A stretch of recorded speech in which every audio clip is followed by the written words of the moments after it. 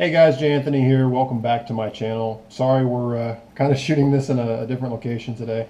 I shot this entire video in my one of my cars driving, my Corvette actually, and it proved to be way too loud, and I had no idea what the hell I was saying. So if I don't understand what I'm saying, I can't expect you guys to understand what I'm saying either. So I'm reshooting this video. I have picked up an audio recorder, so at some point I'm hoping to get you guys some better audio. If you guys can't understand what I'm saying, then there's no point in watching my videos. So I appreciate you putting up with me as I get all this stuff figured out. I've been taking a lot of risk with my audio and a lot of risk with my video, and I'm trying to find a nice balance of how I should do all this stuff for you guys. So discussion today is fake Rolexes and homage watches in general. I get questions on this stuff absolutely constantly. So if you guys have seen, or if you haven't, go ahead and check them out. I have multiple videos on homage Rolexes, fake Rolexes. There's a couple, I think I have a fake date just up there I did a review on, and then I also have at least 2 or 3, if not more, comparisons of fake Rolexes versus real Rolexes. And you guys ask me constantly where it is that you can go out and buy replicas yourself. So I want to use this opportunity to kind of address that, and I'll just kind of give an overview of my whole take on all this. And this is a discussion as always, so feel free to share your feedback with me as well. As always, this is a mutual exchange. I'll tell you my point, and I'd love to hear what you guys think as well. So first thing I want to address is any of the fake watches you see on my videos, they're not mine. Let me just make that clear right now. I haven't owned a fake Rolex in probably the better part of over a decade, and so the watches that you see in my videos, the real Rolexes are mine, but the fakes are ones that I borrowed from family members or friends. So I haven't bought a fake Rolex ever. Actually, the ones I had as a kid were given to me, so I'm not an expert to tell you where to buy these things. And so a lot of you guys ask me, where it is you can source these things. The ones that you've seen on my channel, a lot of those were sourced by a relative who went to China or Korea and just kind of Korea and picked them up, by the way, in like a market there.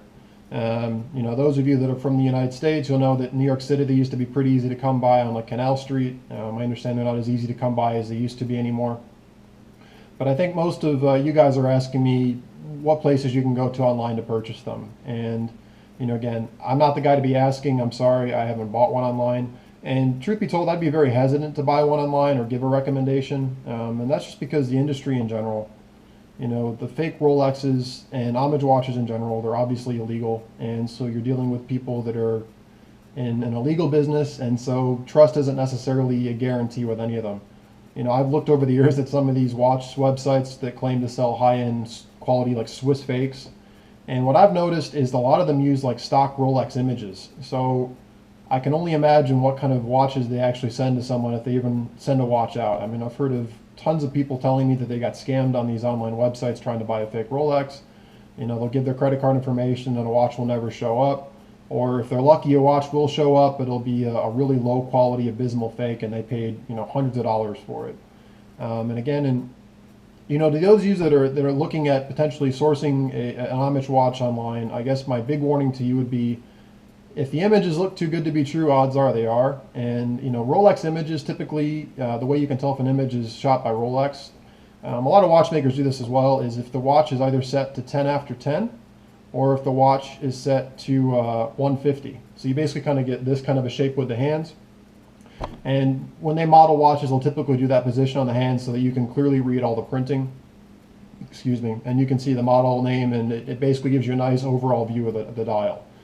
A lot of the people that sell their own watches that aren't professionals, they kind of take pictures of the watch wherever the hands naturally rest. So if the hands look staged and the watch looks really nice and it looks like a very high professional quality image, again, a lot of these people making homages are like fly-by-night operations. Odds are they're not going to be spending a lot of money on a great photographer and staging the watches. So if the pictures look too good to be true, I'd be very hesitant about buying from that site.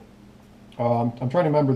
There's one particular website I remember looking at a couple years ago that they use nothing but stock images from like these watch companies. So you'd see all stolen Rolex images and Breitling images from like catalogs that they just found online. And I just urge you guys, if you're going to consider, again, buying online, just think about how easy it is to put fake images up of a watch. eBay is the same way. You can Google and find professional images of any watch you can imagine under the sun. It would take, anybody could go create a fake listing with watch images they found on Google and pretend to sell something. And so before you give your credit card information out, I just urge you to, make sure that you're comfortable with this purchase and understand that you're taking a high risk. So a lot of people leave comments on those videos. I get a lot of criticism, and I understand this, in terms of I'm using low quality fakes when I'm doing those comparisons with real Rolexes. And again, two things. One is, again, those aren't my fake Rolexes. I borrowed those, and being that I don't purchase fake Rolexes, that's kind of what I apologize. I'd love to get you guys a better comparison with a high quality fake. But I'm not going to be the kind of guy to go buy a high quality fake. I'm sorry. That's just, if you're looking for a review on a high quality Rolex or other homage watch, I'm not your guy. And, the low quality fakes, I understand. I want to make sure that I'm addressing this. There are high quality fakes out there. There really are. I'd say 9 times out of 10, the watch websites that claim to be selling high quality fakes aren't going to be selling you a high quality fake. But far be it from me to tell you otherwise. I've seen a couple in my life. There actually are some very high quality fakes. By high quality fakes, they'll source like a high grade ETA movement and put them inside, or some they'll create like a replica of like a Rolex 3135 movement, and they actually do a pretty decent job. And people that don't know Rolexes intimately, they'll pass a visual inspection. I mean, honestly, they look quite good. And it's only someone like myself, or people that deal with Rolexes all the time, or have had a lot of experience with Rolexes or whatever the particular watch is, that even though it may pass a visual inspection, say the magnification is correct, the printing on the dial is correct, there's just kind of that, there's just something off. And it's, you guys always ask me in these videos, and I've tried to capture it in my reviews of Rolex real versus fake, and any homage watch in particular. There's a lot of key things you can use to filter out a really low quality fake. Again, I talk about magnification, I talk about dial printing, I talk about the fluidity of the bracelet. There's a lot of fit and finish details that you can pick out for low quality fakes. But sometimes, to my audience's point, there are some really high quality fakes out there, and they'll pass the visual inspection. Again, the magnification will be great, the dial printing will be pretty nice, and it's just going to be something that you're only going to be able to tell if it's a fake or not by taking the case back off. Now, someone like me that's handled a bazillion Rolexes, or a Rolex jeweler, for example, or a dealer, those watches, even though they pass the visual inspection, having held so many Rolexes, you just kind of get a sense there's something off about them. I've held some of these things, and again, looking at them, they look real, but you just kind of get this sense that something is off. It's something beyond what you can really kind of deal with and understand what it is, but you just know there's something off about it. And the way you can confirm in that case that you're dealing with a fake Rolex, and truthfully, the only way you can tell if you're dealing with a fake Rolex is by taking the case back off. So if, on a side note, if you're worried that the watch you're buying is not a genuine Rolex, the only way you can really know for sure is taking off the case back and examining that movement. There are some pretty nicely done fake Rolex movements out there, and fake Breitling movements, what have you. A lot of great ETA replicas out there. But when you take a look at that movement under a microscope or in fine detail, there's definitely things you'll notice that will give it away as a fake. And this comes into the whole question that I get asked all the time. If you can, J.Anthony, if you can get a really nice, high quality fake Rolex for a couple $100, or maybe even, I know people spend like $1,000 on these things. Why not just buy one of these, get the same style as like a $10,000 watch? That makes, perfect sense, right? And I understand there's people out there that have that logic and think that that's a good way to go. I have no interest in pursuing that. One is, again, it's kind of luck of the draw if you're going to go spend that kind of money, if you're actually going to get something that high quality. If my viewers out there, they have sources that they really believe in, feel free to leave them in the comments. I make no guarantees that any links posted on this video are going to guarantee you're going to purchase a good quality fake. And understand too that there are people that run fake websites that are probably going to post links down below too. So just make sure you do your due diligence when you follow up with anything or give anybody your credit card. But on the latter point of, well, why don't people just buy a good quality fake? So again, assuming you find this great source and they make really high quality fakes and they have a Swiss movement in them and everything else, why shouldn't you buy one of those? I think a couple of reasons. One is, if you're going to go spend $1,000 on a fake Rolex, you can actually buy a really nice pre-owned Swiss watch. So it's like you're going to go buy something that was made in some sweatshop, with, again, cost being the primary function of this watch. Anybody that works in marketing or in purchasing will understand that things are always made for the lowest amount of money possible to a given price point. And if you're doing something that's kind of a shady, illegal business, I assure you, you're not going to walk into one of these homage factories and find a bunch of Swiss watchmakers wearing monocles, like taking care and precision as they put these things together.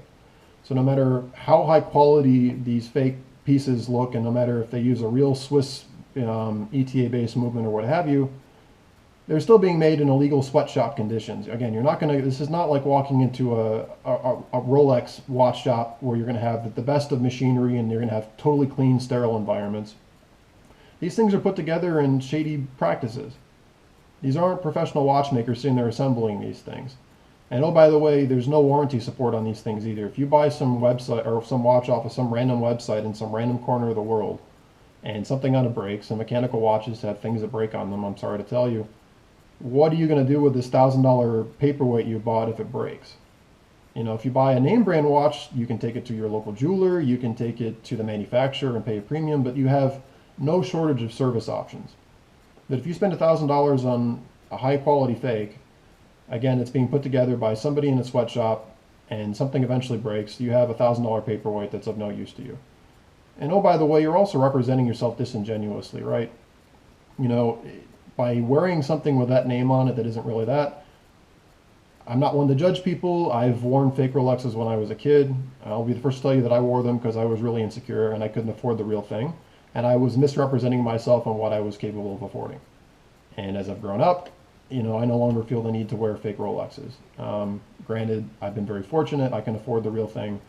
And oh, by the way, I enjoy wearing Seikos and other watches now, and I'm totally comfortable what those things say about me as well. So, you know, if you are really the kind of person that appreciates wearing around a disingenuous article, you know, far be it for me to tell you to stop doing that. But again, for $1,000 or even like $300 or $400, if you find a good source for these, you know, so-called high-quality watches, fake watches, think of all the other things you could buy for that money that are made in a real watch factory, that are made to real quality standards, that are going to have real aftermarket support.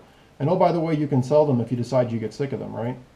You know, for a couple $100, why wouldn't you go buy a Mondaine, or why wouldn't you go buy a Tissot? Or I mean, for a little over $100, you can get the Swatch Systems 51. It has an in-house automatic movement in it. Or why wouldn't you? And you can get a Victorinox. You can get a vintage Omega Geneva. I mean, there's so many great watches for that price point. Under $1,000, you get a used Longines, you get a used Oris, you get a Glycine. These are all going to be Swiss-made watches with factory service if you need it. You can take it to a local watch dealer to have it serviced.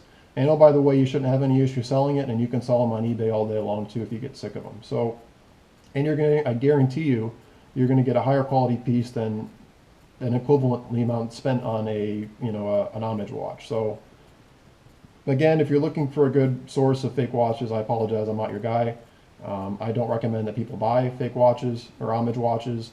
You know, if you find one for sale on a street corner for 20 or 30 bucks and you want to see how, you know, watches work, then actually, you know what, I would recommend it. Pick one of those guys up and take it apart. I can't tell you how many cheap watches I bought just to take them apart. Seeing how the mechanical mechanism of a watch works is really cool, and if that's something you're interested in and you can find a cheap one, go for it. But you know, I cannot in good faith recommend anybody to spend, you know, hundreds of dollars or even $1,000 on an homage watch. That to me it just seems foolish, and that's honestly my opinion. So hope this was helpful to you guys. Feel free to disagree with me. This is my opinion. It doesn't have to be everybody's opinion, but that's, again, my state. So I can't help you buying them, but I would appreciate your feedback. So, you know, tell me guys what you think. You're welcome to disagree with me and think this is nonsense. Maybe you have legitimate reasons you feel that they're worth the money, so I'm totally open to hearing from you. But as always, please leave your questions and comments below. I need questions from you guys to keep this vlog series going, so please let me know what kind of content you're looking for. Again, I'm going to try to get better with my audio. I've discovered one of my cars is just too loud for you guys to hear me, so I hope this finds you well. As always, thank you so much for subscribing and for following me. Your support means a lot to me. And again, if you thought this video was nice and great, give me a thumbs up. If you thought it absolutely sucked, go ahead and give me a thumbs down. But my only caveat is you better explain to me why. Your feedback matters to me, and feel free to tell me anything and everything about what you think. So questions below, please. If you haven't subscribed already, please do. And I hope you guys are having a wonderful day. Thanks so much.